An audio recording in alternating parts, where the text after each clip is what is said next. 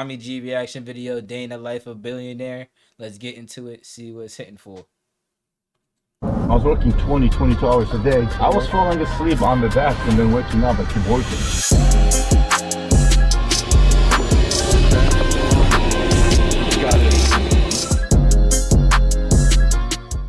And how much does one of these cost? $7 to $10 million. And what made you decide to get two rather than just one? It just happened. How old do you want to live to be? I will live till I'm 20 minimum. So f off. Yeah, you broke. It's like fucking everybody fucking want to talk about money. And this is like the last thing that I want to talk about. It's almost coming. You got a lot of money, but don't want to talk about the money. Now, we want to know where you get the money from. The outer wealth, it doesn't give you happiness. It you up. I wanna be a billionaire. Billionaire. Yeah, I'm a billionaire. America now has more billionaires than at any time in history, while most Americans are struggling to make ends meet. Should we abolish billionaires? These notes were left on more than a dozen luxury vehicles along Point Grey Road, and the tires were deflated. Subscribe for more Eat the Rich content. Come find us, come grab a popsicle, eat the rich with us. Eat the rich! Eat the rich! Eat the rich! Eat the rich! Oh, we got the cops coming right now. In recent years, billionaire has become a pejorative. So it's like. What does eat the rich mean though? Like what's behind it? What's the meaning behind eat the rich? Cause I'm not trying to eat a human being. That's just not me. That's a bad thing. Are you going to become a billionaire one day? I would say almost certainly, but that's not the goal. What does being a billionaire mean to you? Billionaire to me is having access to enough resources to actually make an impact on planet Earth.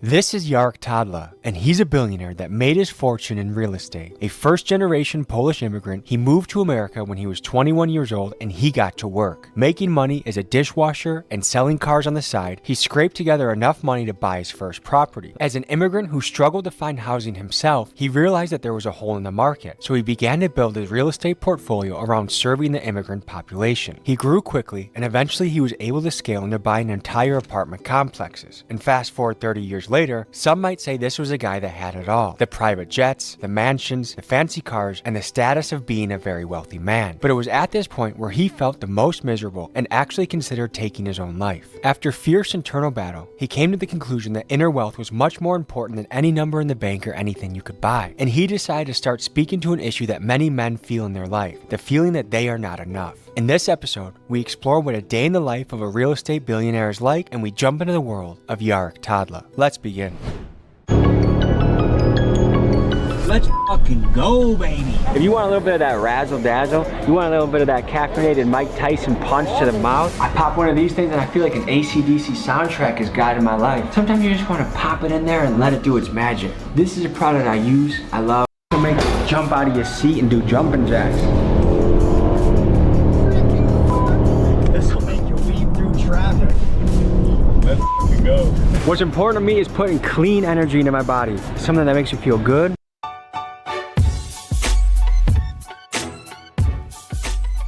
Today, we're diving into the life of a billionaire. A lot of questions. I'm sorry if you feel like disrespected for me skipping, but I was not trying to listen to that ad. I'm sorry. Come to mind. What does a day in the life of a billionaire look like? A lot of us might have some preconceived notions. I mean, depending on who you are, you either might really look up to a billionaire, want to aspire to be one, or you hate them and you think they're inherently evil and maybe they've exploited people to get where they're at. Let's meet this man and let's see what he's about.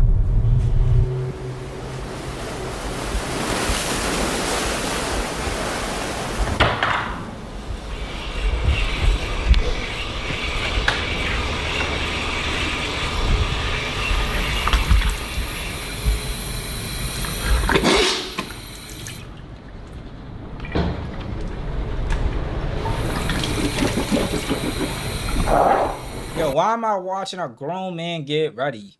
Can we just move on to like...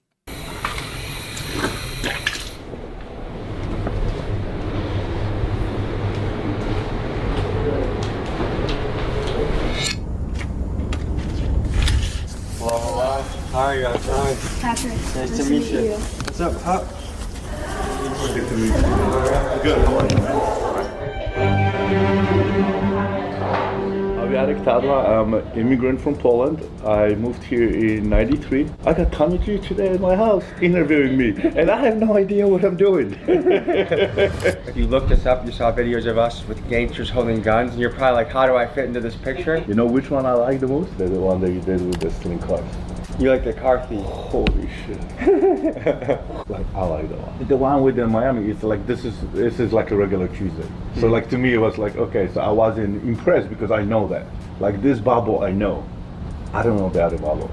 I think a lot of people in their head, when they picture a very wealthy man, they picture a person that like floats on air. I shit the same way you do and everybody else. Everything is the same. It's funny, I always tell my kids, it's like, it doesn't matter how much money you have. Just think of that, it's like, he shits like you do. He pees like you do. He gets sick like you do. He brushes the teeth like you do. Everybody is the same way. Despite Yark's humility, I want to draw attention to the fact that meeting a billionaire is like meeting a mythical creature. There's simply not many of them. With only 813 of them in the United States and 2,800 worldwide, they are super rare. I mean, you're twice as likely to bump into an NFL player and 4 times as likely to bump into a Navy SEAL on the street than you are a billionaire. This is an elite person. Now, to grasp the sheer scale of what a billionaire looks like, imagine. I mean, like, I guess, yeah. But at the same time, it's getting so common that people are just making a lot of money just from so many ventures that it's like hearing someone, oh, is a billionaire nowadays is kind of like just been like a norm. Like, it's like almost become like anybody can get a billionaire, but realistically, anybody can't become a billionaire.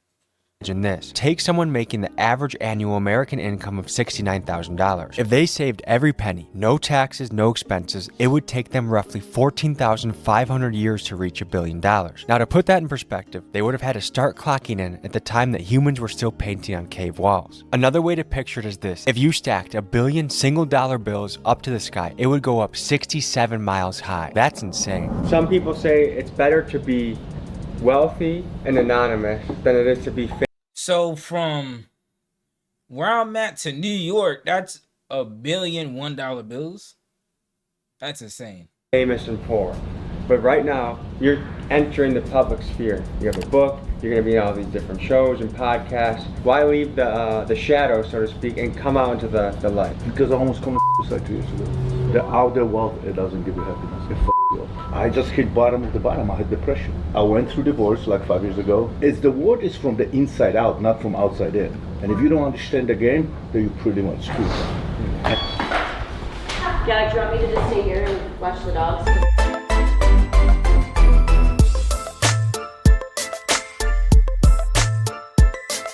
The car's like a rapper. Like this is. I'm not gonna lie, that's a solid fleet of cars, right? You got the nice little Cadillac, you got the what is it, the Bentley, and then I think this is a double R right here. That's a solid 3. That's a solid 3 cars right there. You know what I mean? You got your little sports car, you got the family vehicle, right? And then you got your little luxury car when you want a night out with the missus. You know what I mean? You got a solid 3 right here. This is what I would expect, like, you know, Key Glock or Kevin Gates. I still shit and wash my teeth the same way everybody else. We're out to get proof. We're out to get. No, we're not. We were around here about 2 a.m. 2 nights ago with some guys with face tattoos and some of Kodak Black's cousins and street associates. It's interesting to me that 5 or 10 minutes down the road, you can go from Section 8 housing, people hustling, selling who knows what out of the apartment, to just a couple miles away, there's Rolls Royces. In Florida, it's a highway, like, you know, US 1. On the east side, on the water and all the canals, you know, it's the wealth, and on the other side, it's like, you know, it's. But you know what? I moved here in 2010. It took me like 2 years to get used to it. I felt nobody get here impressed by cars, or jets, or yachts. It's like, you know, the kids, but you know what I mean? What cars do you like? Bugattis and stuff. I also like Porsche a lot. What kind of staff do you got? Housekeeper. I have a guy that takes care of my boats, my, you know, everything outside and all this stuff, and pretty much. Do you have a chef? Nope. Do you have a toilet seat warmer that sits on the toilet before you go on it, so it's a little warm? Dude, when you're gonna see my bathroom, you're gonna. This is the most exciting thing about my house. You do have a butt cheek warmer on your toilet? Yes. Do you have a bidet? Yes. Will you have yourself an ice cream cone on vacation? No ice cream? I don't eat sugar. No sugar. I don't drink. I don't do drugs. I don't eat sugar. I just don't. A lot of successful people are addicts. So when we do something, we do 120%. The same thing with bad habits. And I remember getting drunk with my best friend, and I said like, I'm never gonna touch alcohol again. He said that's gonna last 6 months, and then 6 months, and then a year, 2 years, and like it's been now 3.5 years. Is that a security guard with the vest up there? Yeah. Where is this? Military academy? No. He doesn't have a rifle on him, does he? Yes, he does. He does? Yes. My old school had 20 of those. Alright guys, study hard, have fun, make memories, alright? Bye guys. Thank you, bye. You see, now imagine like trying to go to that school, like, bro. I don't like, dude. The school, you gotta like tell the school like your dad's a billionaire. Like, do you tell the school like, yo, my dad's a billionaire? You know that, right? Like, I don't know. Maybe that's just me. Maybe I'll be flexing a little bit. Like, yo, you know my pops, like he could buy y'all. Like he could buy every single last one of y'all in this building. So you clearly see I'm the human, right? I like the views. Oh, shit. But seriously, look at this shit. Look, come on. It does all you can do. Dude, this is... Have you ever been in danger of getting hemorrhoids because you're enjoying the view so Yes. Is this glass tinted? Yeah. So you can be naked in here. Yeah. Triple shower head. I got subwoofer, all the stuff. Like, this is not in my best position. This is a lot of shit. Like, I take long shower, all my routines, all my meditations happen here, steam shower this. Just the sound system, just here, is 25 grand. My ritual is in the shower, so I spend like 40 to 50 minutes in a, you know what I mean? And 40 or 50 minutes in the shower? Yeah, I do a lot of shit in my, you know what I mean? Do you have any trouble with your water bill, or you can afford that? No, stop. What do you say the average billionaire takes good Bro, care? he said stop. Like, yo, bro, are you serious? Why would I have issues with my water bill? Come on now. Their body. Yes. There's not a lot of slobs that are... No, really there are. But you need strength. I mean, you need to be physically and mentally. I mean, they're all over mentally. Like, all the people that I know very successful, very wealthy, they have enormously, like, mentally strong. Dude, I built like, you know, neighborhood around my school because my teacher told me I'm never going to accomplish anything. What made your teacher say that? Because they're teachers. So that's why I don't like schools. The school system is so broken because what happens is whatever they told, they program a software. And then it took me years and everybody else, it took us years to prove the world that that's not true. But, you know, it's funny. I always want to leave, you know, my kids legacy. But the only thing I was going to leave my kids was inheritance. Inheritance is all the stuff. But legacy is all the knowledge, all the wisdom. But I didn't know anything. My wealth is not transferred to my kids until they're 35, 40, 50, you know, my trust is written. So, you know, because, you know, even when they're 30, you dumb as I mean, I was dumb as when I was 33. I thought I'm on the top of the world. I thought I know everything. Now I'm 52, I'm still dumb as I still don't know anything. I'm still learning, you know, I'm reading and all this stuff. Even if, like, maybe he's just doing this for the video, right? He has a very solid thought process, especially for his kids. Like, you know what I mean? Even though he wants to leave everything that he's worked for behind and be able to like support his family, like for generations, he doesn't want to give them too much at a young age and see them spiral downhill. So he wants them to be able to live their life, grow successfully, know that they're able to build something of their own, and then when eventually they're able to understand the world as an adult, like through and through, I guess, then like they're able to access that financial stability that everybody in the world would want and have access to. So as a father, that's a solid decision for him to make and to write in his trust or his will, to make sure that his kids like understand they gotta work for it, because like you said, he worked for it as soon as he came off, you know what I mean, the plane from Poland, landed here, got whatever documentation he needed, got, you know what I mean, started working at a dishwasher, sold cars on the side, and then eventually build up his real estate portfolio. So he's teaching his kids the hustle and the grind of being successful and without having the safety net of being able to fall back on the lump sum of money that he made while he was working and doing businesses and ventures with different people and stuff. So that's that's a solid father right there. Like one sentence changed my world. You know, I was in Denver, Colorado. It was exactly 30 years ago. Somebody said, hey, we live in a fourplex and we rent the other 3 units. That's it. And that changed my life. That was your first piece of property? No, that was the conversation. I went home with my girlfriend and I'm like, oh, we're moving to Colorado. We're buying 4 units. We're saving all the money, we're buying 4 units. And that's it. I don't want to look like a peasant. What do I do with the spoon? Mix it. Okay. Stop, man. Let's go to my man cave. When you've even been around money for a while, you see fancy stuff. You start asking how to. You don't want to act like you don't know what you're doing. You at least you ask questions. Remember that scene in Shrek, right? When Donkey, not with Donkey. When Shrek was at Fiona's parents' house and they gave them the bowl, or whatever, and Shrek started drinking it like it was soup, and everybody was washing their hands with it. It's like that. You don't want to be that guy at the party.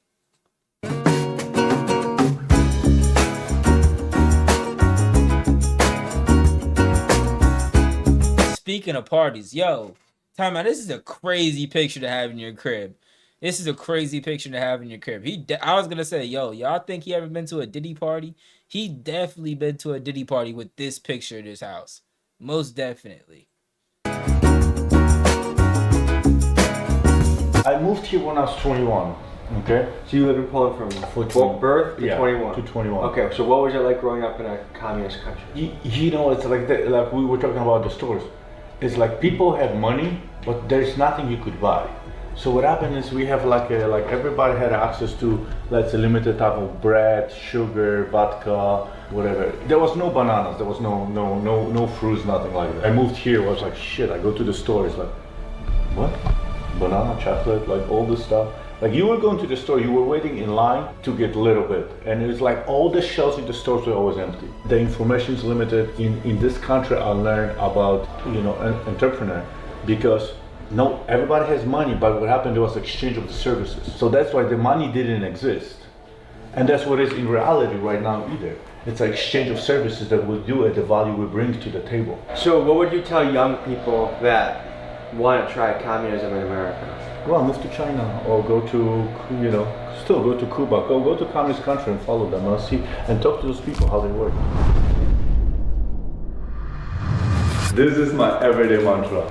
Not today, motherfucker. So when the devil comes into my head and starts telling me, well, you don't need to do this, you fucking lazy blah, blah, blah. It's like, today is the day you don't have to. Today, motherfucker, not today. We're not doing this shit. How you doing? Are you Tommy? Tommy? Nice to meet you, Tommy. So, like a year and a half ago, right? I'm sitting, getting ready for the workout. I'm eating my ice cream. Before a workout? Yes. So this motherfucker comes in and is like, Papi, what are you doing? I'm like, eating my ice cream. I'm like, okay, it's my cheat day. He said cheat day, and this motherfucker comes in and goes like, listen, we don't cheat. We don't cheat, baby. I did not have a cheat day in 20 years.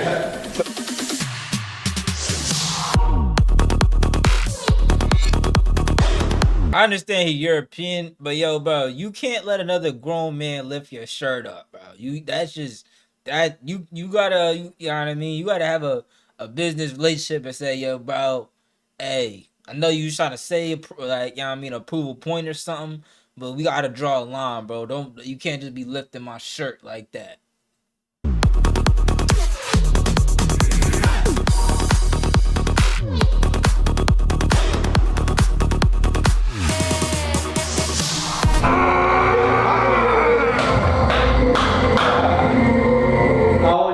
To be?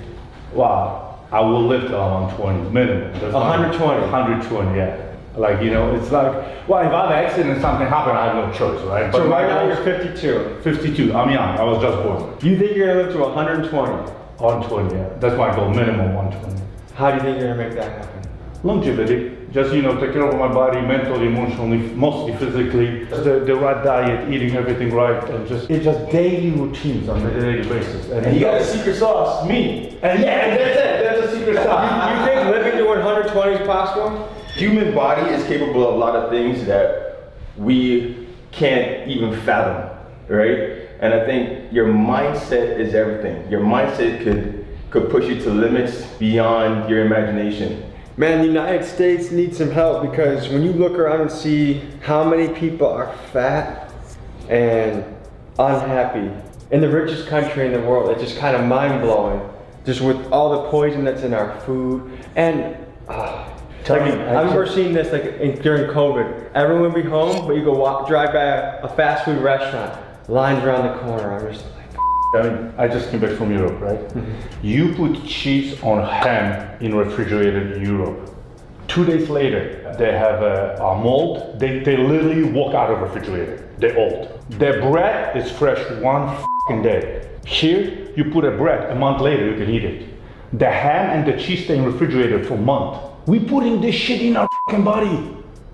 Don't. So you don't fucking play with demons in your head? You don't have that bullshit. A really good wrestling coach said, talk to yourself, but don't listen to yourself. So, because when you're warming up before a match, all of a sudden, my legs are weak, I'm kind of hungry, or maybe I need to take a shit, or when you just listen to yourself, all those voices creep in, like that you're not good enough, that you're not ready. But if you talk to yourself, like, yeah, I got the pace. I'm gonna put this guy on a pace. I'm gonna put a pace on him and make some break. And I'm pacing. And I'm talking to myself. That helps keep the demons at bay. True.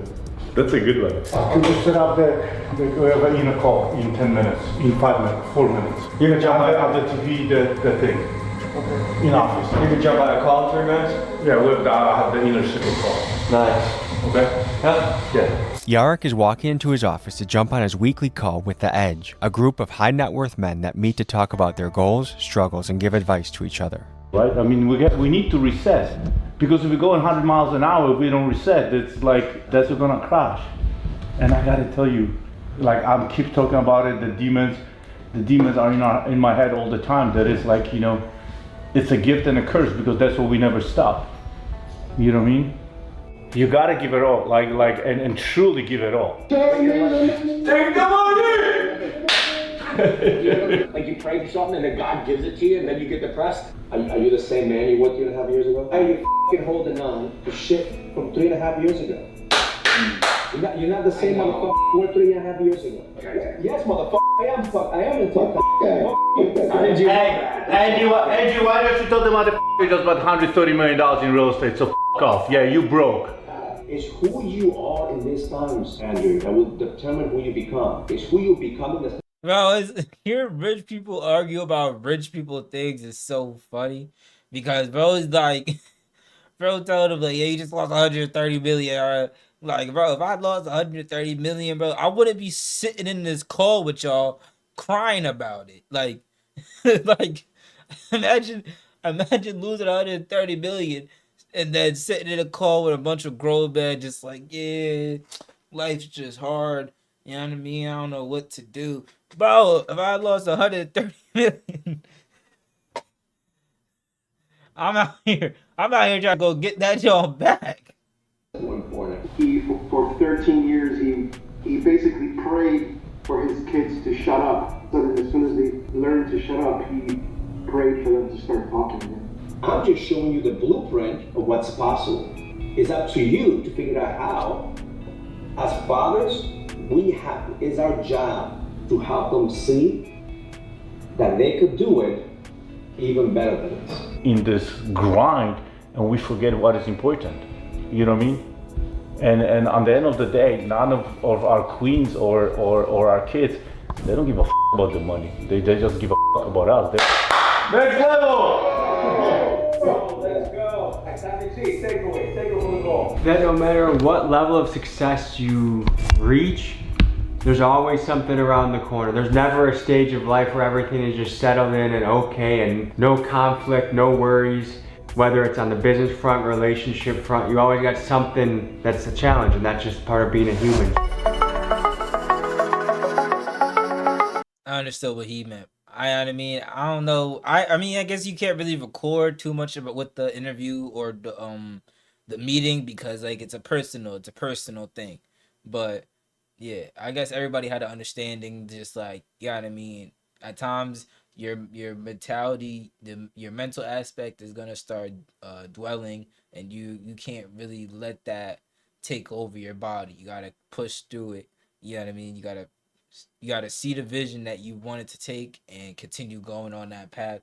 Because once you take that left, once you take that right, you don't know. You might not know where you're going. Hopefully, you went on the right track, but eventually you're gonna be going down that road and you're gonna say, man, I should just stayed straight. I should have just went straight. But instead you took that turn, now you gotta take this path. Eatable, avocado, banana, coffee, peanut butter, almond butter, and chocolate protein. Yeah, that's right up my alley. In the evening, what I do the decaf coffee. You know, so I don't drink coffee after 1 o'clock. For me, sleep is everything. You know? And my sleep is fucked up, like, you know, when I wake up, like with oral, when I fucked up, my sleep is fucked. The whole day is fucked.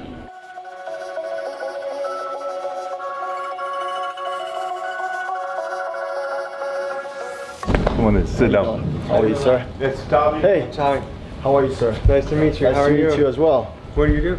I sell real estate. Yeah? So houses like this. I saw in this house. Multiple. What's it like being in that market? It's my passion. I love it. It's exciting. You know, especially down here. I mean, look at this. So you're walking It properties doesn't get much better, right?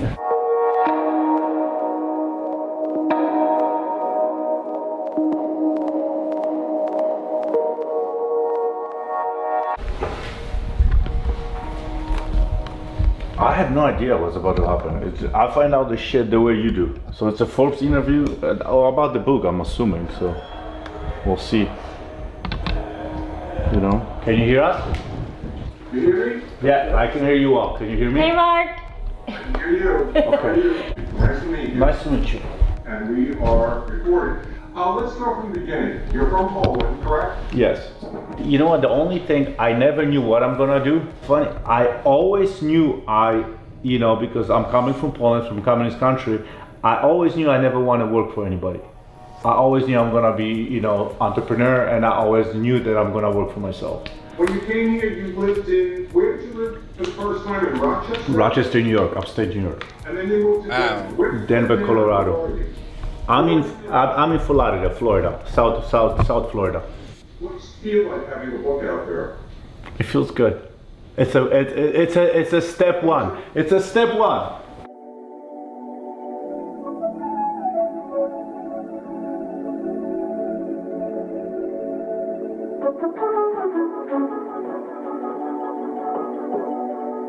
Tommy G in a Forbes interview? Nah, that's tough. It was good, right? That's tough. Good. Yeah. He felt that. You feel it? Yeah. Like, the thing is, you have such a contagious message. Because I think everyone, nearly everyone, in some way or form, wants to be here, wants to be in this palace on the water, wants to have the jet, wants to have the real estate. And then for you to come and say, actually, guys, that doesn't fulfill you, that doesn't lead to happiness. It's kind of refreshing. Especially in Miami, we see the opposite. We see these guys flexing their Lamborghinis, flexing their women, flexing their whatever they got, their Gucci shirt. And it's a refreshing, honest, authentic, raw, true message. You know? I feel like Miami ruined the game. Miami and LA ruined a lot of industries, the music industry, the model industry, the streamer industry, where it's everybody flocks there. You know what I mean? It came to a point where all the models are flocking to Miami, all the YouTubers are flocking to spring break, you know what I mean? Everybody was flocking to these places because of how much content that it was getting and all this stuff. And then now you see all the backlash this content was getting because of the fact of there was, you know what I mean, young girls out there, young guys out there under so much things where people are getting pressured on because of the fact that they flock to these areas that were so pushed on by to the through media to the public because of the fact they had so much fun and you know what I mean, things to do at beaches, girl, all this, you know what I mean, restaurants and all these things. So I feel like it just became like I don't know. I don't know, man. I don't know. Everybody fucking want to talk about money. Yeah. And this is like the last thing that I want to talk about. Can I tell you this though? Starting to make a little bit of money now, but from the outsider perspective, the common man perspective, the money gets people's foot in the door. If you were worth 70 grand and you're starting to talk about how you wanted to up, a lot of people are in that shoes. But a guy that has made what you've made talks about that, it's like, holy shit. Like, I only could find people that, you know, because in this society you get level of respect depending how much money you have. And that's what is fucked up. Because the best people that can teach you and they can show you, they don't have a time to share this on social media, they don't have a time to write a book, they don't have a time to be around. Because they're busy, their fathers, they're working 3 jobs. Mm-hmm. You know what I mean? But because they did not accomplish anything financially, so they don't have a word. Why do you think that is? Well, you just said it. Because it's a bullshit story the society is giving to us. You get judged based on your net worth and...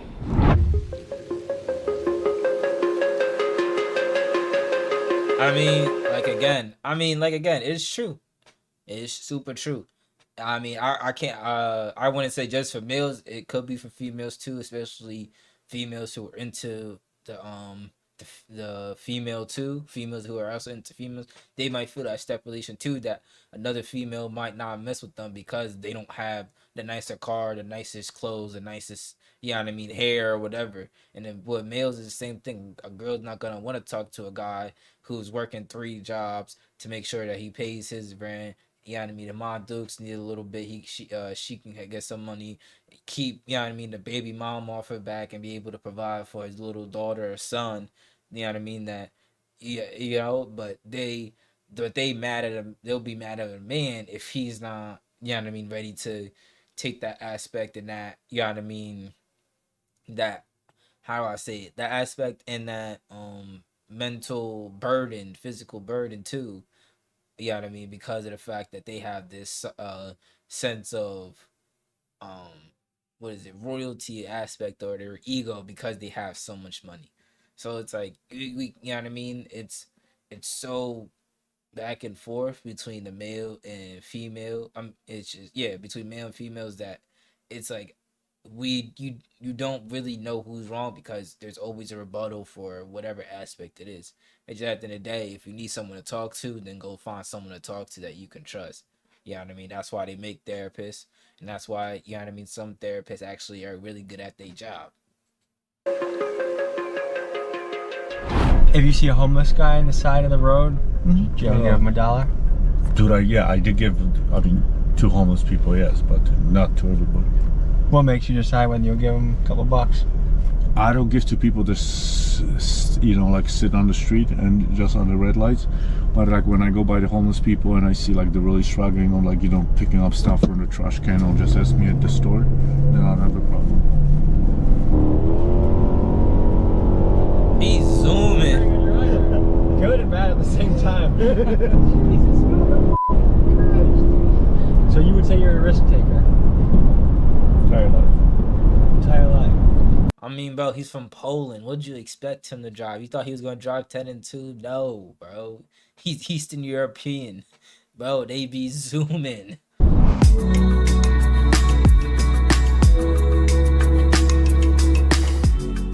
How long have you been flying private for? 2 years. You just started pretty much. Yeah. It's comfort. How much demand is there for chartering a jet these days? A lot. Yeah? They're pretty much are there pretty much all the time. What is it, if I wanted to rent your plane to fly from here to Chicago, how much would that run me? $28,000 one way, $30,000. And how much does one of these cost? $7 to $10 million. And what made you decide to get 2 rather than just 1? Well, what happened is, like the way I entered the partnership, so they own 2 of them. So it just came with it. Like it just kind of happened? It just happened. It just comes like that. Would you say you're frugal? I think so. Is it hard for you to spend money? You know what? It's hard for me to spend money on some things and easy on some other things. What's a hard purchase for you? If I can get the same value for different amount, that's what I'm struggling with. Polish immigrant, first generation American.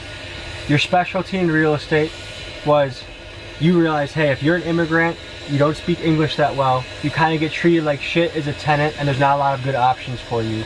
So you're listening. So you plugged the hole in the market, and you catered to immigrants, right? Low income tenants, and that's because that's you know, they're not being taken care of. A question you gotta ask yourself when looking at a bathroom: is this a bathroom that you would take a poo in?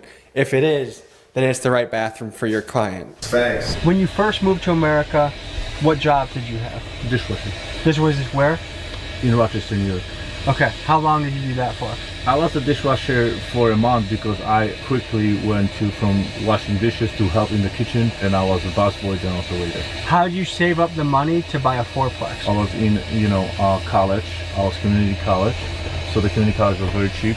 And I moved back with my parents, and at that time I also was buying and selling cars. So what happened is I was buying like a car after accident, fixing them, and then selling them. I was making profit. A big thing you did is you were humble enough to move in with your parents. Yeah. When most people would say, I just want my own apartment. And you saved a lot of money there. A lot. It saved me like another, $900 to $1,000 with everything. You gave the analogy before, like your first 10 properties is a lot harder than your next 100, right? Talk about your philosophy of momentum.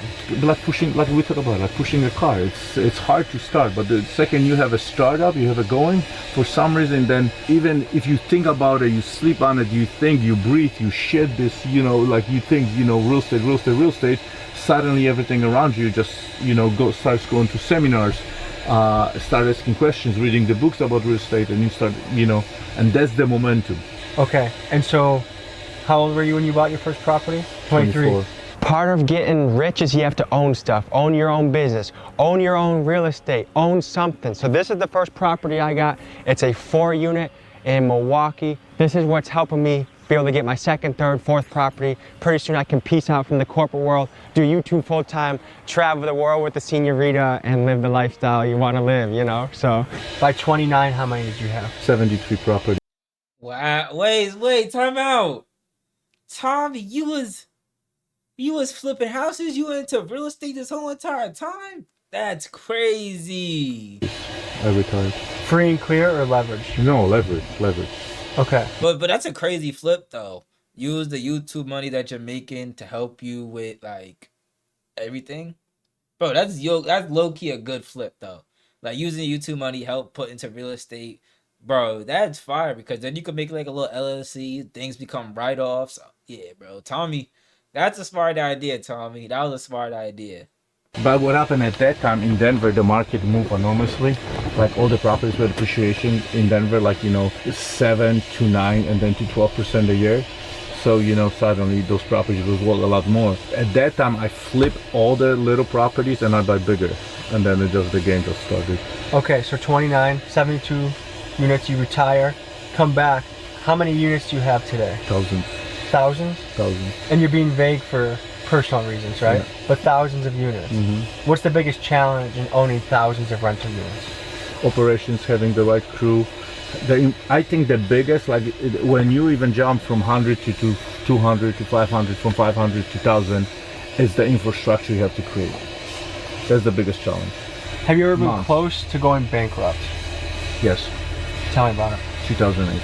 You almost lost it all. Also, Stock market. That's what happened. That's the 2008 stock market crash. That's when everybody was clutching their pearls. The first time I hit depression, but I didn't know that's depression. I thought I'm just going broke and I didn't know how to deal with that. I started buying everything I could put hands on, everything, because suddenly I was like in 2096, 98, I was buying properties for like, $100,000 a unit, and suddenly it's 2008 and everything in Denver started crushing, and I was picking up properties for 27 a door, 21 a door, 19 a door. Wow. So I was buying everything. I'm like, this cannot last. And then Lehman Brothers went out of market. They went bankrupt. And I'm closing a $12 million deal that I closed, that I raised the money, and the market was not recovered. And my investors started like, Alec, I need that 20 grand. Okay, so I give him out of cash flow. Suddenly another one, I need 100, I need 1,000,000. Yarek, I need my $3 million back. I don't have the money, I have to refinance the building. Nobody's giving loans. So now suddenly my big investors are coming like, Yarek, it's been a year, I need the money back. It's funny, Tommy, you asking me about the billionaires. I know how liquid they are. To average Joe, they, the money that they have, they're very liquid. But some of them, there's like two schools. Some of them, use all the money and leverage as much as they can, and some of them keep the money for safety. But everybody I know, they have a reserve accounts. When people hear the word billionaire, they often imagine vaults overflowing with cash, as if $1 billion is just sitting in a bank waiting to be spent. But usually that's far from the truth. Most billionaires don't hold their wealth in cash. They're investors. Yarek's fortune, it's tied up in real estate. Mark Zuckerberg's Facebook equity, and Warren Buffett, an astounding 99% of his wealth is locked into Berkshire Hathaway stock. Why? Because cash sitting in a bank doesn't grow. To become a billionaire, you need to put your money to work. You have to move it, invest it, and strategically place it in vehicles that generate high returns. And some would argue that that's the mindset that separates the wealthy from the ultra wealthy. Yarek took my crew and his family out for dinner, and something noteworthy was that Yarek made his kids stack their phones in the middle of the table to ensure that everyone was fully present for the conversation. I also learned there that his kids worked regular jobs, like for example, his daughter. Who that? Wait, hold on. You got a black daughter? Hold on. Yo, Yardik, let me get. Yo, I didn't know you was that cool, nigga. Let me holler at your daughter, fam. Like, actually, how old is she first? How old is she? Daughter as a waitress. So we hung out together, ate some sushi, and after that, we went back to his house to finish our night.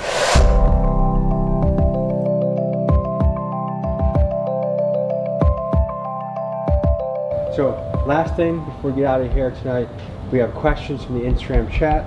Do you care about the poll? Yeah, all of it.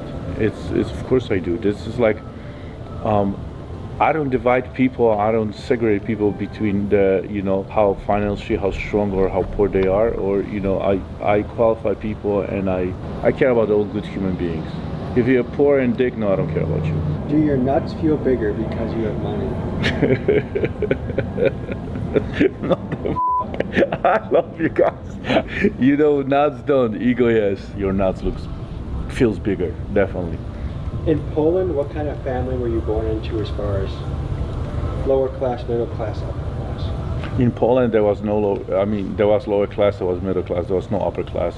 So I was definitely born in the middle class. Have you ever been invited to Bohemian Grove? No, I have no idea what it is. Like, have you ever been invited to some cult or? No, I haven't. Is the American dream still possible? Fuck yes. Huge. And I think it's more possible than ever was before. Why? Because of the social media and how quickly with the information exchange and how actually younger and younger people are getting wealthier and wealthier. We got to dive into your life. We got to learn a lot. I got to experience things that I've never done before. I've never been on a jet before. Thank you for that. Any final thoughts you'd like to leave the audience with?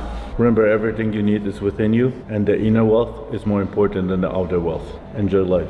Be humble and stay a good human being. Pleasure, brother. Thank you. Thank you. All right, I'm getting out of here. It's your bedtime, isn't it? It is. Holy shit, it's 9:30, brother. It's time. We kept you up late, Holy huh? shit.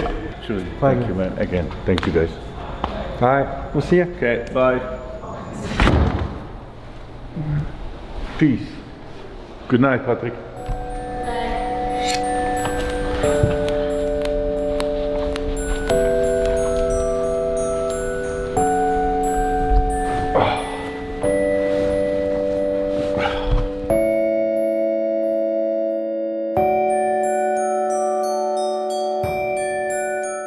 Folks, Yarek's book is available for purchase on Amazon. Highly recommend you buy it, read it, check it out, soak up his knowledge and wisdom. Thank you for joining me this week. I'll see you next week.